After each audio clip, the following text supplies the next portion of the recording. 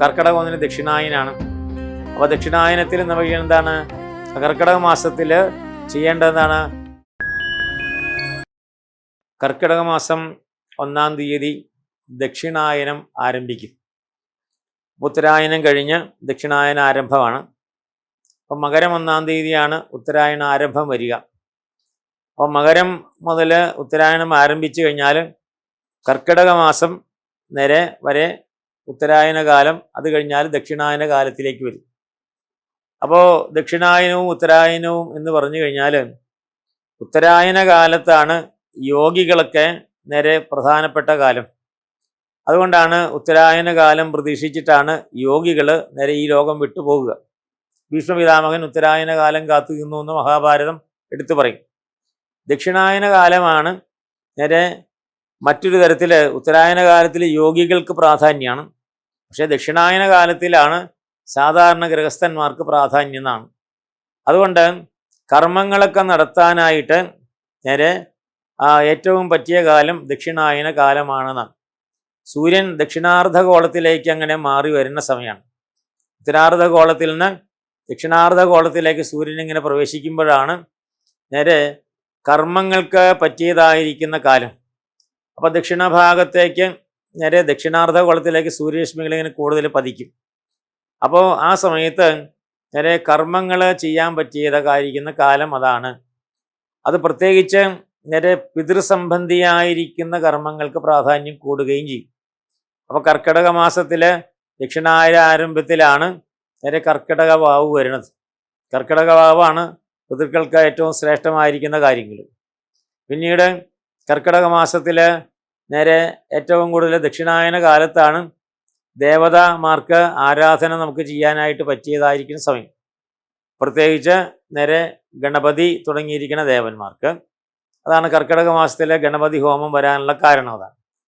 അപ്പം അതേപോലെ ദക്ഷിണായനത്തിലേക്ക് വരുമ്പോൾ ദേവതമാരായിരിക്കുന്ന ഗണപതി, കാരണം ഈ ലോകത്തിൽ സനാതനധർമ്മം പറയണത് എന്താണ്?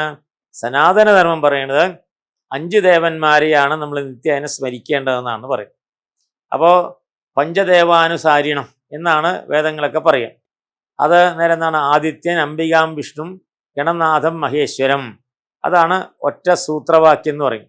അപ്പം അങ്ങനെയാണ് സൂത്രവാക്യം. അതായത് ആദിത്യൻ, ഓർമ്മിക്കാൻ എളുപ്പത്തിൽ അങ്ങനെയാണ്: ആദിത്യൻ, അംബികാം, വിഷ്ണു, ഗണനാഥം, മഹേശ്വരം എന്ന് പറയും. അത് ക്രമത്തിൽ പറഞ്ഞാൽ എന്താണ്? ആദ്യം ഗണേശ്വരനാണ്. അപ്പോൾ ആദിത്യൻ, അംബികാം, വിഷ്ണു, ഗണനാഥം, മഹേശ്വരൻ എന്നുള്ളത് എടുത്തു പറയുമ്പോൾ ആദ്യം ഗണനാഥനെ, പിന്നെ ആദിത്യനെ, പിന്നെ വിഷ്ണുവിനെ, പിന്നെ ശിവനെ, പിന്നീട് ശിവയെ, അംബികയെ, ഇത്രയും പേരെ ആരാധിക്കണമാണ്. ഇത്രയും പേരെ ആരാധിച്ചാലാണ് നമ്മുടെ ആരാധന പൂർത്തിയാവുന്നത്. ഈ ആരാധന പൂർത്തിയാക്കാനുള്ള സന്ദർഭങ്ങൾ മുഴുവൻ ദക്ഷിണായന കാലത്താണ് എന്നാണ് നമുക്ക് വ്യക്തമായിട്ട് അറിയാം. അതാണ് ദക്ഷിണായന പുണ്യകാലം എന്നാണ് പറയും. അപ്പോൾ കർക്കിടക മാസത്തിൽ നമുക്ക് ആരാധിക്കാവുന്നതായിരിക്കുന്ന ആ ശ്രേഷ്ഠമായിരിക്കുന്ന ഭാവങ്ങൾ പറഞ്ഞു. കന്നിമാസം വരുന്ന സമയത്ത് ദേവീ പ്രധാനമാണ്. കർക്കിടക മാസത്തിൽ ശിവപ്രധാനമാണ്. ശിവനാണ് കർക്കിടക മാസത്തിലേക്ക് വരുമ്പോൾ ഉള്ളതായിരിക്കുന്ന പ്രധാന ദേവൻ. രാമനാണെങ്കിലും രാമൻ ശിവന് പ്രധാനനാണ്. അതേപോലെ കന്നിമാസത്തിൽ വരുമ്പോൾ കർക്കിടകം കഴിഞ്ഞാൽ ചിങ്ങമാസത്തിലേക്ക് വരും. അപ്പോൾ കർക്കിടകം കഴിഞ്ഞാൽ പിന്നെ ചിങ്ങമാസമാണ്. ചിങ്ങമാസം എന്താ പറയുക? വിഷ്ണുവിൻ്റെ പ്രാധാന്യമാണ്. അപ്പോൾ കർക്കിടകം കഴിഞ്ഞാൽ രാമനും വിഷ്ണു തന്നെയാണ്. അതേപോലെ ചിങ്ങമാസത്തിൽ കൃഷ്ണപ്രാധാന്യമാണ്. അപ്പോൾ രാമൻ്റെ അടുത്ത അവതാരമാണ്. അപ്പോൾ രാമൻ്റെ അടുത്ത അവതാരമാണല്ലോ ദ്വാപരയുഗത്തിലുള്ള കൃഷ്ണാവതാരം.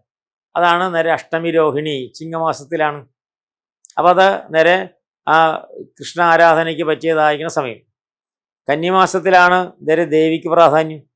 അപ്പോൾ കന്നി മാസത്തിലെ ആദ്യത്തിലാണ് ദേവിയെ നമ്മൾ ആരാധിക്കുക. കാരണം നവരാത്രി കാലഘട്ടം അതാണ്. അപ്പോൾ ദേവീ പ്രധാനം കന്നിമാസത്തിലാണ്, അതും ദക്ഷിണായനത്തിലാണ്. കന്നി കഴിഞ്ഞാൽ തുലാമാസത്തിലേക്ക് വരും. തുലാമാസത്തിൽ വരുമ്പോഴെന്താണ്? തുലാമാസത്തിലാണ് നമുക്ക് മറ്റൊരു പ്രാധാന്യം എന്താണ്? തുലാമാസത്തിലാണ് ഷഷ്ഠി വ്രതങ്ങളൊക്കെ വരിക. അപ്പോൾ ശിവപുത്രനായിരിക്കുന്ന സുബ്രഹ്മണ്യദേവനെ ആരാധിക്കുന്ന ദിവസമാണ്. അപ്പോൾ സുബ്രഹ്മണ്യൻ ശിവൻ തന്നെയാണ്, ശിവപുത്രനാണ്. അപ്പോൾ ഷഷ്ഠി എന്ന് പറയുന്ന ഏറ്റവും ശ്രേഷ്ഠമായിരിക്കുന്ന ആ ശൂരപത്മാസുര ഷഷ്ഠി അല്ലെങ്കിൽ ശൂരഷഷ്ഠി എന്ന് പറയും. അത് നേരെ തുലാമാസത്തിലാണ്. ആ തുലാമാസത്തിലാണ് നവരാത്രി ആ തുലാമാസത്തിൽ ദീപാവലി വരുന്നത്. നവരാത്രി കഴിഞ്ഞാൽ പിന്നെ തുലാമാസത്തിൽ ദീപാവലിയാണ്. ദീപാവലിക്കാണ് നരകാസുര വധം കഴിഞ്ഞ് ഭഗവാൻ തിരിച്ചു വരണതായിരിക്കുന്ന കാര്യങ്ങൾ. അതല്ലെങ്കിൽ നേരെ രാവണനെ കൊന്നിട്ട് ശ്രീരാമേന്ദ്ര സ്വാമികൾ അയോധ്യയിൽ വന്നപ്പോൾ അയോധ്യയിലെ ജനങ്ങൾ മുഴുവൻ വിളക്കങ്ങനെ കൊളുത്തി എന്നാണ്. അപ്പോൾ ദീപങ്ങളെ കൊണ്ട് നേരെ നിറച്ചു. അതാണ് നേരെ ദീപാവലിയുടെ പ്രത്യേകത. അപ്പോൾ അതുകൊണ്ട് നേരെ അവിടെയും നമുക്ക് ഈശ്വരാരാധനയ്ക്ക് പറ്റിയ സമയമാണ് നേരെ തുലാം മാസം എന്ന് പറയും.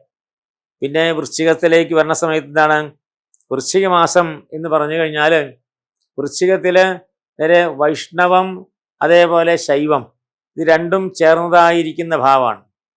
അപ്പോൾ വൈഷ്ണവം ശിവനും കൂടി ശൈവം കൂടി ചേർന്നതായിരിക്കുന്ന ഒരേ ഒരു മാസങ്ങളാണ് ഈ വൃശ്ചിക ധനു മാസങ്ങളിൽ. അതിൽ വൃശ്ചിക മാസം ആരംഭിച്ചു കഴിഞ്ഞാൽ മണ്ഡലക്കാലം എന്ന് പറയും. മണ്ഡലക്കാലത്തിലാണ് നേരെ നമ്മൾ സാധാരണ മണ്ഡലക്കാലം അയ്യപ്പൻ്റെ ശബരിമല യാത്രയുമായിട്ട് ബന്ധപ്പെടും. അത് നേരെ ശിവനും അതേപോലെ വിഷ്ണുവും കൂടി യോജിച്ചപ്പോഴാണ് അയ്യപ്പൻ ഉണ്ടായത്. അപ്പം അതുകൊണ്ടാണ് വൃശ്ചിക ധനു മാസങ്ങൾ 41 ആ ദിവസം മണ്ഡലക്കാലം എന്ന് പറയാം. അതും നേരെ ദക്ഷിണായന കാലഘട്ടത്തിലാണ്. അപ്പം അത് കഴിഞ്ഞ് ധനുമാസം കഴിഞ്ഞാൽ പിന്നീട് മകരമാസത്തിലേക്ക് വരുമ്പോഴാണ് നേരെ ഉത്തരായന കാലത്തിലേക്ക് വരും. അപ്പോൾ അതുകൊണ്ട് ദക്ഷിണായന കാലം എന്ന് പറയുന്നത് കർമ്മത്തിന് പ്രാധാന്യം എന്നാണ് പറയും. കർമ്മപ്രധാനമാണ് ദക്ഷിണായന കാലം. മറ്റത് ഉത്തരായന കാലം എന്ന് പറഞ്ഞാൽ ജപം അതേപോലെ ധ്യാനം തപസ്. അപ്പോൾ ആ കാലത്തിൻ്റെ പ്രാധാന്യം അതാണ്. ഉത്തരായന കാലത്താണ് തപസ് ചെയ്യുക, അതേപോലെയുള്ളതായിരിക്കുന്ന ആ ശ്രേഷ്ഠമായിരിക്കുന്ന ആ ധ്യാനം തപസ് അതേപോലെ ജപങ്ങൾ ഹോമങ്ങളൊക്കെ ആ സമയത്താണ് നടക്കുക. കാരണം അതിൽ ജപപ്രധാനമാണ്, വേദമന്ത്രങ്ങൾ ജപിക്കുക, അതാണ് കർമ്മപ്രധാനമാണ് ദക്ഷിണായനം. അപ്പോൾ സാധാരണ ഗൃഹസ്ഥന്മാരെ സംബന്ധിച്ച് കർമ്മപ്രധാനമാണ് പ്രധാനം, കർമ്മമാണ് പ്രധാനം. അതുകൊണ്ടാണ് ദക്ഷിണായന കാലത്താണ് ഗൃഹസ്ഥന്മാർക്ക് സൽക്കർമ്മങ്ങൾ ചെയ്യാനായിട്ട് സാധിക്കുക. അതുകൊണ്ട് ദക്ഷിണായന പുണ്യകാലം എന്ന് പറയും. ഉത്തരായന പുണ്യകാലം പൊതുവെ നേരെ മഹർഷിമാർക്കും അതേപോലെയുള്ളതായിരിക്കുന്ന തപസ്വികൾക്കുള്ളതായിരിക്കുന്ന കാലമാണ് ഉത്തരായന കാലം. ഇവിടെ കർമ്മം സാധാരണ മനുഷ്യന് സാധാരണക്കാരനായിരിക്കുന്ന മനുഷ്യന് കർമ്മത്തിൻ്റെ കാലമാണ് ദക്ഷിണായന കാലം. അപ്പോൾ ദക്ഷിണായന കാലത്ത് ശുദ്ധമായിട്ട് സാത്വികമായിരിക്കുന്ന ആഹാരത്തെ കൊണ്ടും സാത്വിക ജീവിതമൊക്കെ തന്നെ ഈ ദക്ഷിണകാലത്തിന് വരണം. അതാണ് ദക്ഷിണായന കാലത്തിൻ്റെ പ്രത്യേകതയായിട്ട് നമ്മൾ പറയുന്നത്. ദക്ഷിണായന കാലം വന്നു കഴിഞ്ഞാൽ നേരെ ആദ്യമായിട്ടുള്ള പ്രവൃത്തി എന്ന് പറഞ്ഞാൽ കർക്കിടക 1 ദക്ഷിണായനാണ്. അപ്പോൾ ദക്ഷിണായനത്തിൽ നമ്മൾ എന്താണ് ശുദ്ധി ഉണ്ടാക്കുക എന്നുള്ളതാണ് ആദ്യമായിട്ട് ചെയ്യേണ്ടത്. അപ്പം അതുകൊണ്ടാണ് സാധാരണ നമ്മൾ ഈ മിഥുനമാസത്തിൽ അന്ന് വൈകുന്നേരം കർക്കിടകം ആരംഭത്തിൻ്റെ തലേ ദിവസം നേരെ വീടൊക്കെ തന്നെ അടിച്ച് വൃത്തിയാക്കും. വീടൊക്കെ അടിച്ച് വൃത്തിയാക്കിയിട്ട് നേരെ പറമ്പിലെ ചവറും എല്ലാം തന്നെ അടിച്ച് വൃത്തിയാക്കിയിട്ട് നേരെ അതിനെ വളരെ ദൂരെ കൊണ്ടുപോയിട്ട് ഈ ചവറുകളൊക്കെ തന്നെ നിക്ഷേപിക്കുന്ന സ്ഥലത്തേക്ക് കൊണ്ടുപോകും. അപ്പോൾ പണ്ട് കാലത്ത് വീടുകളിൽ നേരെ ഗൃഹസ്ഥകളൊക്കെ തന്നെ വീട്ടമ്മമാരൊക്കെ പറയുന്നതാണ് നേരെ മൂശേട്ടയും മക്കളും പോകുന്നാണ് പറയാം. അപ്പം അങ്ങനെ ആ ചവറെല്ലാം അടിച്ചടിച്ചടിച്ച് കൊണ്ടുപോകും. അപ്പോൾ അതിനെ പ്രതീകാത്മകമായിട്ട് ഏതെങ്കിലും ഒരു സ്ത്രീ അതെടുക്കും, പുറകിൽ ഇങ്ങനെ നേരെ വെള്ളവുമായിട്ട് ഇങ്ങനെ മൂശേട്ടയും മക്കളും പോകുമെന്ന് പറയും. അപ്പോൾ അതിന് മറുപടി എന്താ? അത് കഴിഞ്ഞിട്ട് എന്താണ് ശിവോതിയും മക്കളും വാവ എന്ന് പറയും.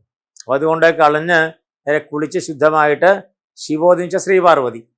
അപ്പോൾ മൂശേട്ട എന്ന് പറയും ജ്യേഷ്ഠാഭഗവതി. ജ്യേഷ്ഠാഭഗവതി എന്ന് വെച്ചാൽ നേരെ ഉച്ഛിഷ്ട ദേവതയാണ്. അപ്പോൾ ഉച്ഛിഷ്ടങ്ങളൊക്കെ കളഞ്ഞിട്ട് നേരെ തിരിച്ചു കൊണ്ടുവരും. അതാണ് ഗൃഹസ്ഥന്മാർ കർക്കിടക മാസത്തിൻ്റെ 1-ാം തീയതിയുടെ തലേ ദിവസം ആദ്യമായിട്ട് നിർവഹിക്കും. അപ്പോൾ കർക്കിടക മാസം ശുചിത്വത്തിൻ്റെ മാസമാണ്. അപ്പോൾ അതുകൊണ്ടാണ് നിത്യേന രാവിലെ എഴുന്നേറ്റ് എല്ലാം അടിച്ചു വാരി, മുറ്റം അടിച്ചു വാരി, ചാണകം മെഴുകാനുള്ളതൊക്കെ ചാണകം മെഴുകിയിട്ടിട്ട് നേരെ തുളസിക്ക് വിളക്ക് കൊളുത്തണം.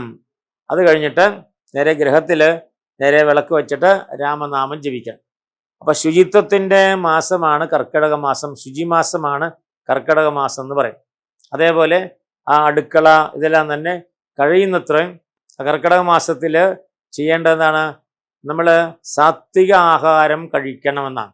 കർക്കിടക മാസത്തിൽ നേരെ തണുപ്പുണ്ടാവും, മഴയൊക്കെ ഉണ്ടാവും, പക്ഷേ സാത്വിക ആഹാരം കഴിക്കേണ്ടത് കർക്കിടക മാസത്തിലാണെന്നാണ്. അപ്പോൾ എളുപ്പത്തിൽ എളുപ്പത്തിൽ ദഹിക്കുന്ന നേരെ ആഹാരങ്ങൾ കഴിക്കണം. അപ്പോൾ കഴിയുന്നിടത്തോളം കാലം ആ കർക്കിടക മാസം, അതായത് ഒന്നാമത്തെ ആ ദക്ഷിണകാലം ആരംഭിക്കും, നാമജപത്തിൽ മുഴുകണം. അത് തന്നെയാണ് പിന്നെ നവരാത്രി കാലത്തും നേരെ ആ ശുചിത്വമാണ് പ്രധാനം. പിന്നെ പഠിച്ച കാര്യങ്ങൾ നേരെ വീണ്ടും ആവർത്തിക്കണം. അതിന് നമ്മൾ ഗ്രന്ഥങ്ങളൊക്കെ പൂജിക്കുന്നത് ആ സമയത്താണ്. അപ്പോൾ അതുകൊണ്ടാണ് നമ്മുടെ ഈ ദക്ഷിണായന കാലത്താണ് നമുക്ക് കൂടുതൽ നേരെ വായിക്കേണ്ടത്, അറിവ് സമ്പാദിക്കേണ്ടത് ദക്ഷിണായന കാലത്തിൽ. അപ്പോൾ രാവിലെ എഴുന്നേറ്റ് കുളിച്ച് അടിച്ചു വാരി വൃത്തിയാക്കി കഴിഞ്ഞാൽ നിത്യേന നമ്മൾ എന്തെങ്കിലും ഒരു അറിവ് സമ്പാദിക്കണം. ഒരു പുരാണ ഗ്രന്ഥം വായിക്കുക, അല്ലെങ്കിൽ ഒരു കീർത്തനം പാടുക, അങ്ങനെ അറിവ് സമ്പാദിക്കുന്ന ആ ഒരു ഭാഗം നമ്മൾ ദക്ഷിണായന കാലത്ത് ചെയ്തിരിക്കണമെന്നാണ്. അതേപോലെ തന്നെ വീടൊക്കെ വൃത്തിയാക്കി കഴിഞ്ഞാൽ വീടിൻ്റെ പുറം ഭാഗങ്ങളൊക്കെ തന്നെ ഒന്ന് വൃത്തിയാക്കി കഴുകണം. നമുക്ക് പെയിൻ്റ് അടിക്കാൻ സാധിക്കില്ല, പക്ഷേ വീടിൻ്റെ ചുറ്റുഭാഗത്തും നേരെ വൃത്തിയാക്കണം. തുളസിത്തറയിൽ നേരെ വിളക്ക് കൊളുത്തണം. അതിൻ്റെ ചുറ്റും വിളക്ക് കൊളുത്തി കഴിഞ്ഞാൽ, ചിരാതൊക്കെ വിളക്ക് കൊളുത്തി കഴിഞ്ഞാൽ അവിടെയൊക്കെ അലങ്കൃതമാകും. സാധിച്ചാൽ വീടിൻ്റെ ചുറ്റുഭാഗത്തും മുൻഭാഗത്തെങ്കിലും മാത്രം നേരെ ഓരോ ചരാത് വെച്ചിട്ട് വിളക്കങ്ങൾ സന്ധ്യാസമയത്ത് കൊളുത്തണം. അപ്പോൾ ദീപാലങ്കൃതമാകണം നമ്മുടെ ദക്ഷിണായന കാലം. അപ്പോൾ അത് നേരെ പ്രത്യേകിച്ച് ചെയ്യേണ്ടതാണ്. അപ്പോൾ ദക്ഷിണായന കാലത്താണ് ചെയ്യേണ്ടത്. അപ്പോൾ അത് കഴിഞ്ഞാൽ നമ്മൾ ഈശ്വരാരാധന ചെയ്യേണ്ട സമയമാണ് ദക്ഷിണാകാലത്തിൻ്റെ അവസാന ഭാഗത്തേക്ക് വരുമ്പോൾ. അതായത് വൃശ്ചിക ധനു മാസങ്ങൾ എന്താണ്, നേരെ പൊതുവായിട്ട് ശുചിമാസമായിട്ടാണ് പറയാം. അപ്പോൾ ദക്ഷിണായന കാലം മുഴുവൻ കർക്കിടകം മുതൽ നേരെ ധനുമാസം വരെ വരണ സമയത്ത് എന്താണ്, ശുചിത്വമാണ് വേണ്ടത്. അപ്പോൾ രാവിലെ എഴുന്നേറ്റ് കുളിച്ച് കഴിഞ്ഞിട്ട് നേരെ നമ്മുടേതായിരിക്കുന്ന വസ്ത്രങ്ങളൊക്കെ കഴുകി വൃത്തിയാക്കുക. അതേപോലെ ഉറക്കെ നാമം ജപിക്കണമെന്നാണ് പറയുന്നത്. അപ്പം അത് നേരെ അയ്യപ്പനായാലും ആരായാലും ഉറക്കെ വീടിൻ്റെ അകത്തും പുറത്തും നാമസങ്കീർത്തനം വേണം എന്നുള്ളതാണ്. അപ്പം നമ്മൾ ദക്ഷിണായന കാലത്ത് ഗൃഹസ്ഥർ ചെയ്യേണ്ടത്, ഒന്ന് വീടൊക്കെ അടിച്ച് വൃത്തിയാക്കണം തലേ ദിവസം. എന്നിട്ട് മുഷേട്ട ഭഗവതിയെ, അതായത് ആ ദുർദേവതയെ പുറത്താക്കണം, സൽദേവതയെ ഇങ്ങോട്ട് ആവാഹിച്ചെടുക്കണം.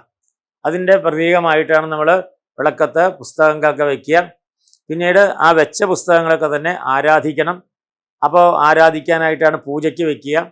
പിന്നീട് വീട് ചുറ്റും അലങ്കരിക്കണം. വീട് ദീപാലങ്കൃതമായിരിക്കണം. വീടെല്ലാം തുളസിത്തറയും ഇതെല്ലാം ദീപാലങ്കൃതമായിരിക്കണം. അപ്പോൾ അത് കഴിഞ്ഞാൽ പിന്നീട് നേരെ നമ്മൾ ക്ഷേത്രത്തിലും എല്ലാ സ്ഥലത്തൊക്കെ എന്താണ്, നാമജപങ്ങൾക്ക് പ്രാധാന്യം കൊടുക്കണമെന്നാണ്. അതാണ് നമ്മൾ ശബരിമല വരുമ്പോൾ എല്ലാവരും ഉറക്കം നാമം ചൊല്ലും. അപ്പോൾ നാമജപത്തിന് പ്രാധാന്യം കൊടുക്കണം. 41 ദിവസം നിരന്തരമായിട്ടുള്ള നാമജപം വേണം. അപ്പോൾ ഈ 5 കാര്യങ്ങളാണ് ചെയ്യാനുള്ളത്. ഒന്ന്, വീട് അടിച്ചു വാരി ശുദ്ധമാക്കുക. പിന്നീട് സാക്ഷാൽ ആ ശ്രീദേവിയെ അകത്തേക്ക്, അതാണ് ശ്രീബോധി എന്ന് പറയുക, ശ്രീപാർവതി ആനയിക്കുക. പിന്നീട് നേരെ നമ്മുടെ മനഃശുദ്ധിക്ക് വേണ്ടിയിട്ട് ഇഷ്ടഗ്രന്ഥങ്ങൾ വായിക്കുക. ദിവസേന ഗ്രന്ഥപാരായണം നേരെ നടത്തുക. അത് കഴിഞ്ഞാൽ നേരെ നമ്മുടെ മുൻവശവും അതേപോലെ തുളസിത്തറയൊക്കെ തന്നെ ഭംഗിയായിട്ട് നേരെ ദീപാലങ്കൃതമാക്കണം. പിന്നീട് നാമങ്ങൾ നിരവധി ജപിക്കണം, നാമസങ്കീർത്തനം. അപ്പോൾ നാമസങ്കീർത്തനം കൊണ്ടാണ് എല്ലാ പാപങ്ങളും തീരുക. അതേത് നാമങ്ങളാലും ശരി, നാമസങ്കീർത്തനം യസ്യ സർവപ്രണാശനം പ്രണാമോ ദുഃഖശമനഃ എന്നാണ് ഭാഗവതം സമർപ്പിക്കുക. പ്രണാമോ ദുഃഖശമനഃ തം നമാമി ഹരിംബരം എന്ന് പറയും. അപ്പോൾ ഈ 5 കാര്യങ്ങൾ, പഞ്ചകൃത്യങ്ങൾ ചെയ്യേണ്ടതായിരിക്കുന്ന സമയമാണ് ദക്ഷിണായന കാലം ഗൃഹസ്ഥനെ സംബന്ധിച്ച്. അത് ചെയ്തു കഴിഞ്ഞാൽ തന്നെ നമ്മുടെ ആരോഗ്യമുണ്ടാകും, പകർച്ചവ്യാധികൾ ഉണ്ടാവില്ല.